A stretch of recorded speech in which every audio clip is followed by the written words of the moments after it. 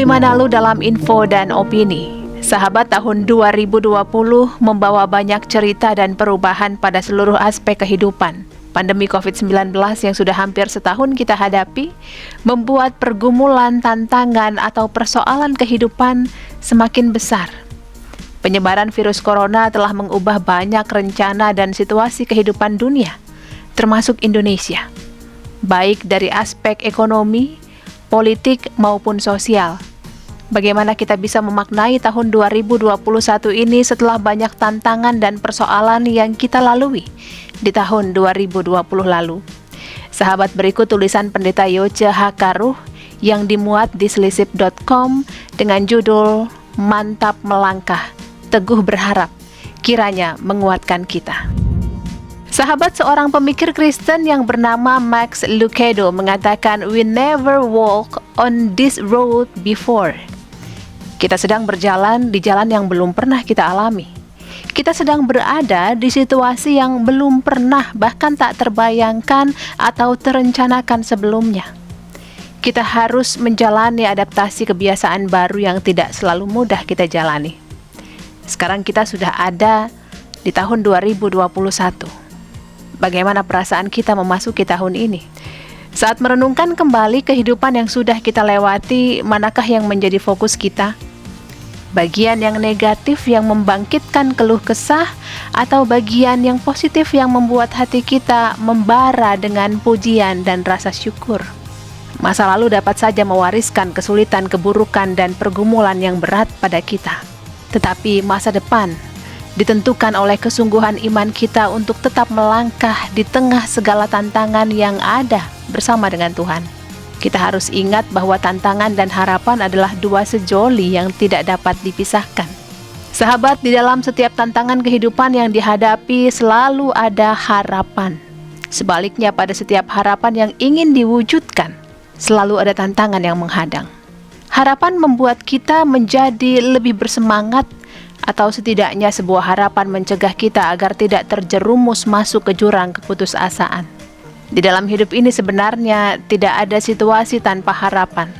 Yang ada adalah mereka yang kehilangan harapan dalam kehidupan mereka. Jika kita kehilangan harapan, maka kita kehilangan hidup kita. Orang yang putus asa adalah orang yang sudah mati sebelum kematian sesungguhnya datang menjemputnya.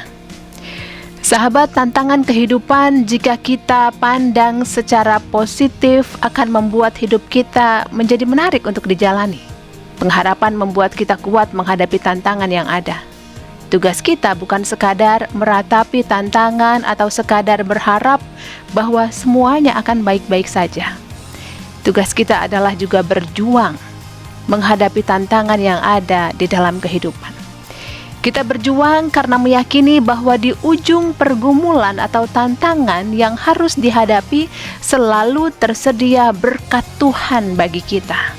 Mengenai hal ini kita dapat belajar dari kisah bangsa Israel yang akan menyeberangi sungai Yordan di bawah pimpinan Yosua.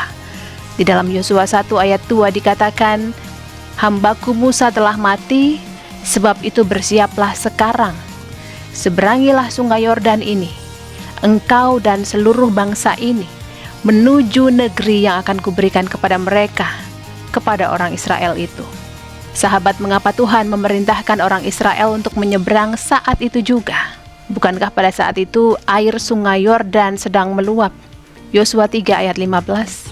Menyeberangi sungai Yordan adalah sebuah tantangan yang tidak mudah, apalagi ketika airnya sedang meluap. Tuhan memerintahkan orang Israel untuk menyeberang saat itu juga karena tanah perjanjian di seberang sungai Yordan sedang mengalami musim menuai, musim panen. Yosua 3 ayat 15. Sahabat, di sini kita dapat melihat bahwa di ujung setiap pergumulan atau tantangan kehidupan selalu tersedia berkat Tuhan. Inilah cara Tuhan bekerja. Ia menyediakan berkat-Nya. Namun kita harus berjuang untuk mengatasi kesulitan dan pergumulan yang ada bersama Dia. Begitu juga halnya ketika Yesus berkata bahwa Tuhan memelihara burung-burung di udara, Matius 6 ayat 26. Tetapi burung-burung di udara itu tidak hanya berdiam diri di sarangnya, menunggu apa yang menjadi kebutuhannya datang ke sarangnya. Burung itu harus terbang ke sana kemari, dari satu pohon ke pohon yang lain dan menghadapi tantangannya untuk menemukan makanan. Sahabat, jika burung-burung juga harus berjuang untuk mendapatkan berkat Tuhan, maka kita pun demikian. Refleksi dari dua bagian teks ini mengingatkan kita bahwa kita juga harus berusaha dengan sungguh-sungguh mewujudkan pengharapan kita untuk hari esok yang semakin baik.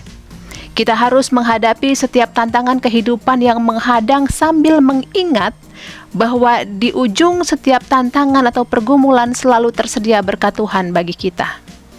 Yang perlu kita lakukan ialah mantap melangkah dengan pengharapan yang teguh menjalani hari kehidupan yang Tuhan berikan kepada kita bersamanya. Sahabat, tantangan berat apa yang akan kita hadapi pada tahun 2021 kita semua tidak mengetahuinya. Sampai kapan pandemi COVID-19 ini akan berakhir kita juga tidak tahu pasti. Kita juga tidak mengetahui dengan pasti bagaimana tingkat pertumbuhan ekonomi bangsa kita di tahun 2021 ini. Apakah semakin membaik atau malah sebaliknya?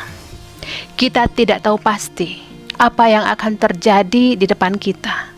Apa yang akan terjadi pada kehidupan pribadi kita, apa yang akan terjadi dengan keluarga kita ataupun gereja kita. Kita semua tidak tahu persis apa yang akan terjadi. Tetapi ada satu hal yang kita tahu dengan pasti, yaitu dengan siapa kita berjalan memasuki hari esok, yaitu bersama Tuhan yang beserta kita. Tuhan yang Immanuel. Sahabat, pergantian tahun bukan sekadar pergantian angka dari 2020 menjadi 2021. Pergantian tahun ini menyimpan begitu banyak pengalaman-pengalaman dari kebaikan Tuhan yang perlu kita ingat untuk memperkuat iman dan langkah kehidupan kita, serta memantapkan langkah dan pengharapan kita menuju hari esok. Ungkapan syair lagu, tiap langkahku diatur oleh Tuhan dan tangan kasih-Nya membimbingku, adalah sebuah pengakuan yang sungguh atas semua penyertaan Tuhan bagi kehidupan kita. Kemantapan langkah dan keteguhan pengharapan kita bersumber dari Tuhan, bukan diri kita sendiri. Oleh sebab itu kita perlu semakin berpegang teguh kepada Tuhan yang kasih setia-Nya tidak pernah berubah. Ibrani 13 ayat 8 menegaskan, Yesus Kristus tetap sama baik kemarin maupun hari ini dan sampai selama-lamanya. Dan dari Yeremia 31 ayat 3 kita diteguhkan oleh janji Tuhan yang berkata, sejak dahulu aku selalu mengasihi kamu dan untuk seterusnya aku akan tetap menunjukkan bahwa aku selalu mengasihi kamu. Sahabat, hidup yang kita jalani adalah sebuah perjalanan menghidupkan kasih Tuhan dalam kehidupan kita. Kita tidak diundang untuk menyebarkan kabar keputusasaan, tetapi kabar baik yang penuh pengharapan akan pemeliharaan Tuhan. Di awal tahun ini kita mohon agar Tuhan yang telah memberkati Israel ketika akan memasuki suasana baru, masuk ke tanah perjanjian, juga memberkati kita semua. Karena ketika Allah memberkati kita, Ia melindungi kita. Ketika Allah menyinari kita dengan wajah-Nya, kita memperoleh kasih karunia. Dan ketika Allah memandang kita, damai sejahtera menjadi milik kita. Mantapkan langkah, teguhkan pengharapan kita kepada-Nya, karena Ia adalah Allah yang Immanuel, Allah yang beserta kita. Selamat menjalani kehidupan di tahun baru, tahun 2021, tahun yang penuh berkat dan pengharapan dari Tuhan.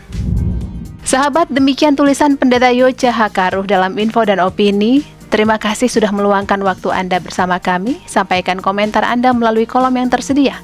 Sampai jumpa.